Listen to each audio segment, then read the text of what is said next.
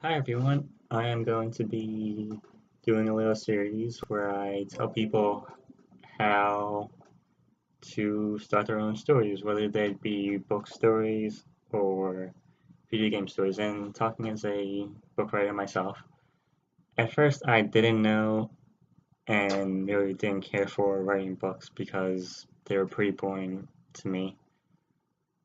But after saying that I couldn't really become a video game designer, then I just went straight to books and taught myself how to start writing them, taking college classes and using, getting other people's feedback and talking about it to, other people.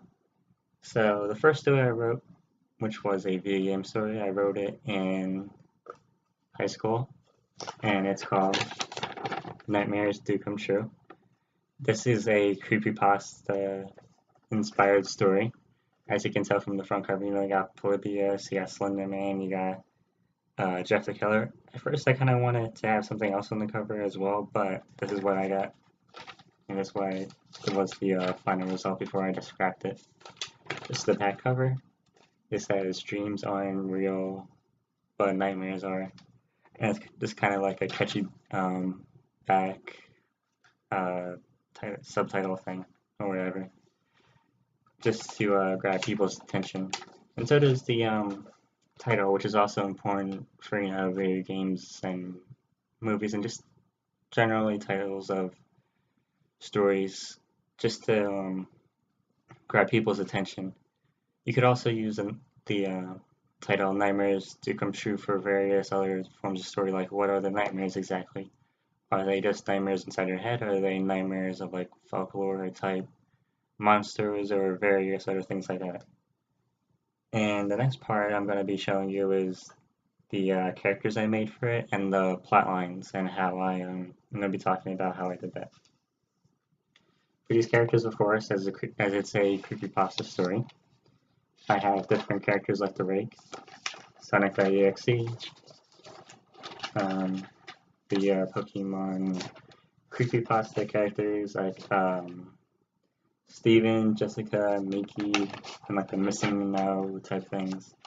I have Suicide Mouse, Ben Drowns, Slenderman, Jeff the Killer, as I said before.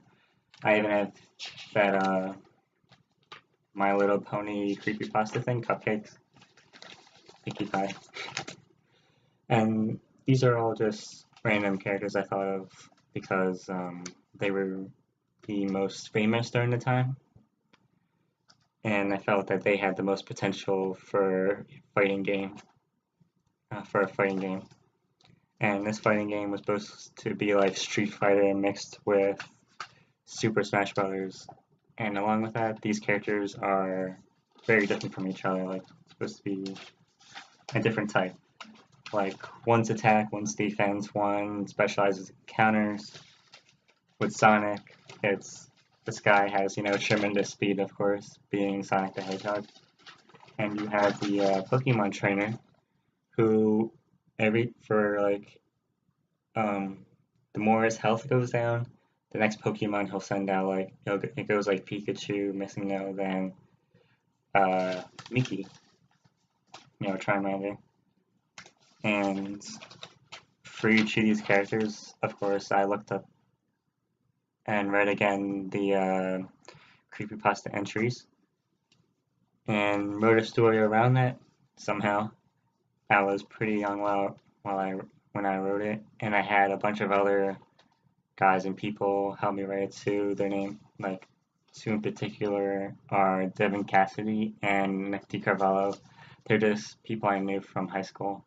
Don't really talk to them too much now, but an interesting thing to know is that when I first drew this and wrote this up, no one saw that I forgot to include an I in suicide. And this sometimes happens when you show people stuff. And the most interesting thing that I found out was that people will just gloss over the title and they'll look at the most interesting thing, which is usually the picture in the center. And then the next thing they'll look at is like, the reasons to fight, the rivals, and other interesting information about the character, but not their name. or stuff like that. You know, that doesn't look as interesting unless you make the name look interesting in a way.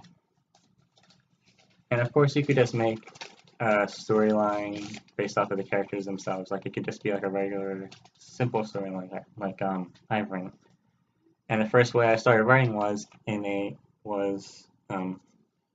comic book style format, where you see all the actions and particular highlights of the scene that I envisioned, with all the dialogue and actions by the specific characters. And I've also included like little Easter eggs in it, like the Pyramid Head from Silent Hill, the Face Hugger from Alien, and I've also drawn out the all the actions that happen during each scene, and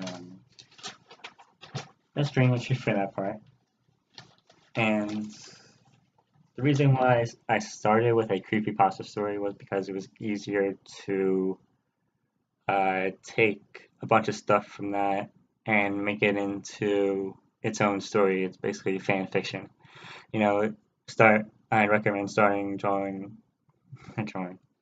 writing sort of fan fiction-esque stories where you take maybe different like characters or settings or just the heart and soul of it, and you apply it to your own work and you give it its own shape, its own form with those themes and ideas still in it.